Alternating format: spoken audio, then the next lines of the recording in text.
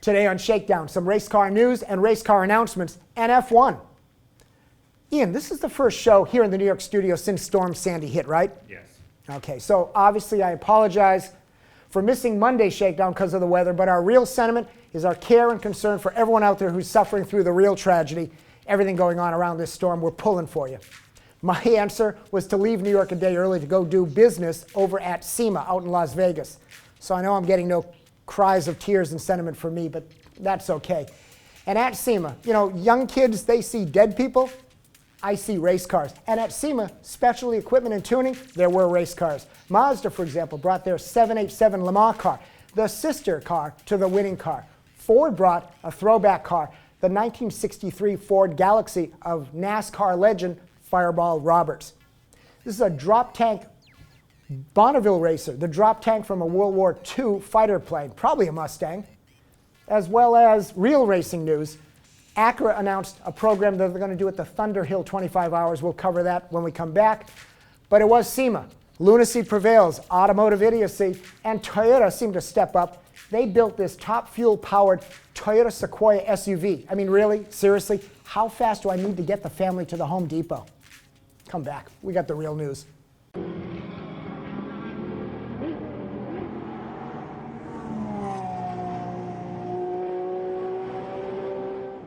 As I mentioned in the intro, I went to SEMA, the specialty equipment show for business, but I came back with real racing news, starting with a story I know will interest you. Scion has chosen to go real road racing, and they've chosen to compete in the Pirelli World Challenge Series with the FR-S. They built a real race car, found a real racing team, and they're going to compete in the GTS class, which is going to put them up against some pretty stout competition.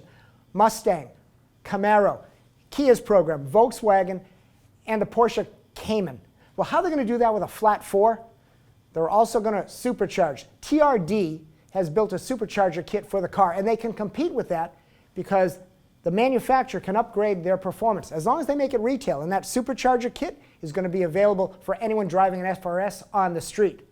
So at SEMA, I saw an aftermarket company offering a turbocharger kit for the Scion and the Subaru, and we know that Subaru has announced they're going to do their own turbo package somewhere down the road in 2014. But with Scion and TRD, going to be able to supercharge that car when they race it. And this is all going to start in 2013. Now, why did the team pick GTS class? Well, they're a West Coast team, and they wanted to race at Long Beach. And the Long Beach race is only for GT, where the Cadillacs and Porsches compete, and GTS. So here comes the supercharger boost, and we're all going to benefit. Well, what other racing news? Staying on the Asian side, Acura showed this ILX. Now, ILX is for their competition at the ThunderHill 25-hour race. Acura also races in World Challenge, but this car was built by the engineers in-house, and the engineers had taken the car to that ThunderHill competition.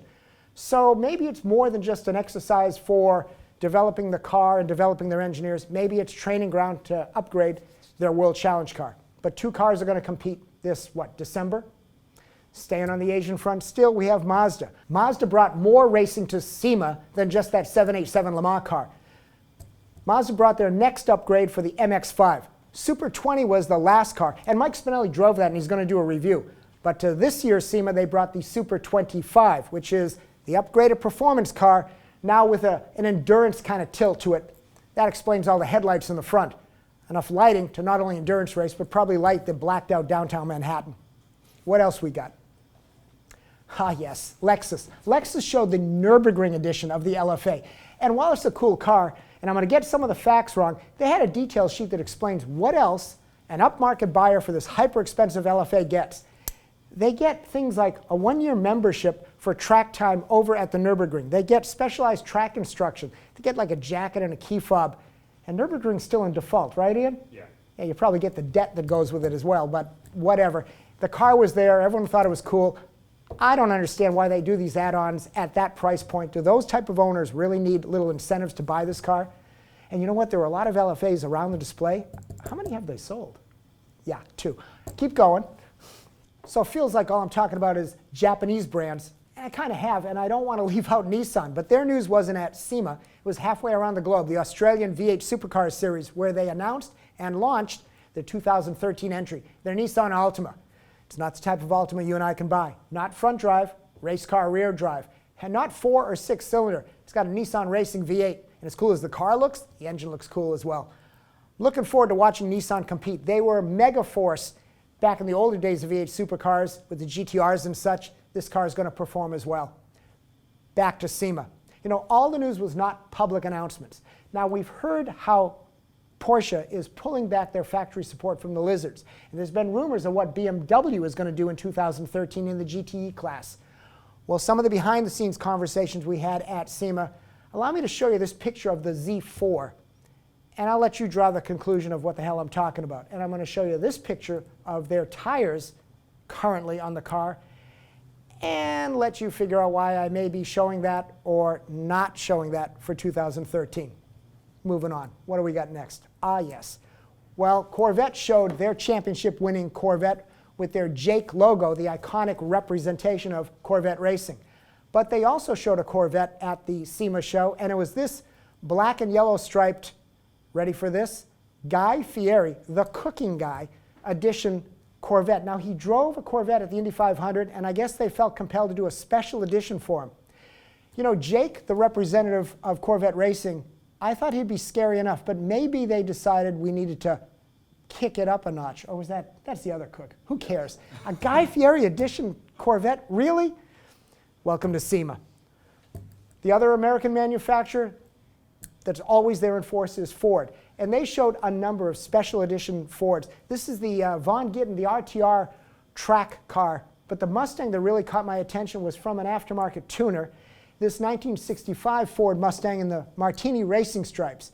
And really, that's just the beginning of the story. But the stripes and paint job caught my attention. But then I noticed the Lotus racing wheels, those 4-spoke knockoff type things. You get into the car and you find out it's the horsepower of this car that's really intriguing. That is the 1965 Ford double overhead cam, aluminum and magnesium engine that Ford used to race and win at the Indy 500. 425 horsepower, the engine that powered Jimmy Clark to that 1965 championship in that Lotus. Connection of the wheels, connection of the engine. And in the Indy car, it had a bundle of Snake's exhaust coming out the top of the car. Well, they turned that around, probably turned the heads around, made the exhaust come out the bottom of the car. But it's got race car chassis, Lotus wheels, a Martini paint job, and a really, really hyper rare magnesium and aluminum Indy racing engine. That was the car of choice that caught my attention. I promised to talk F1. We missed it on Monday. Now's the time to talk F1. But I can't do the predictive. I mean, it's pretty obvious what's happening right now. Red Bull is dominating. They're running the technology to get P1 and 2 in qualifying, get Vettel to the front. Then Vettel takes the car from there, and those first laps are really important to break free of the DRS zone. Barring a mistake, I have no idea how Alonso and crew are going to catch these guys. Ian likes this picture of Vettel on the podium. Here's Mark spraying him. I like the picture for 2 reasons. One, obviously, I'm thinking he's going to go to P1 again and be on the podium. Number 2, that look, that's not just from Webber spraying him with champagne to blind him. I think that's the look that Alonso wants after he pops him. That's the only shot he's got at a fair fight. Back to SEMA one more time. Global RallyCross, the series, built their course right outside the SEMA show. And that was smart business and marketing. They got all the OEM manufacturers, all the representatives of all the brands to come out and see Global RallyCross firsthand. It was a very active sales pitch. I got the chance to sit in the VIP tents with the manufacturers, and I would not be shocked if in 2013 we see brands like Chevy and VW in Global RallyCross. They were all fascinated how it was young and exciting, jumps, all that stuff. The course is nothing new, and really Global RallyCross is nothing new. I know you Europeans will tell me all about it. In America, we've taken it to stadium racing, and that's the nothing new part of it. We've been down this road before with the Mickey Thompson Off-Road Truck Series, and at the day, that was basically taking that bike supercross stuff and motocross into the stadium, into the major markets. Trucks did it. Toyota, Ford, Nissan really stepped up, put on quite a show, and Global RallyCross is doing the same thing. Right now, they're racing with NASCAR, but as a stadium thing, it may be the way to go, and I kind of got that feeling of the scale and size they built at SEMA. All the names were there. Ford has their team. Kenny Block was leading in the final, had a little bit of a DNF. Brian Deegan runs this car, And definitely it's all about the extreme and getting the kids involved. And these headlights light while he races, so you get the red eyes and the shark teeth running around the racetrack. He was fighting for the championship. He lost to the other Ford Fiesta. Our boy Tanner Faust got the job done, finished winning the race, and won the championship. Global RallyCross really put on quite a show. Those 600 horsepower little four-wheel drive microcars, they're really fun to watch. But here comes the question for you guys. Is the technology in a Global RallyCross race car relevant to real road cars? Is it as relevant as the technology we find in F1? That's the question. Which is more relevant to real cars? Global RallyCross cars or F1 race cars? I've got an opinion, but I want to hear what you think. Put it in the comments. I promise I'll comment away after you do. Thanks for tuning in. See you next week.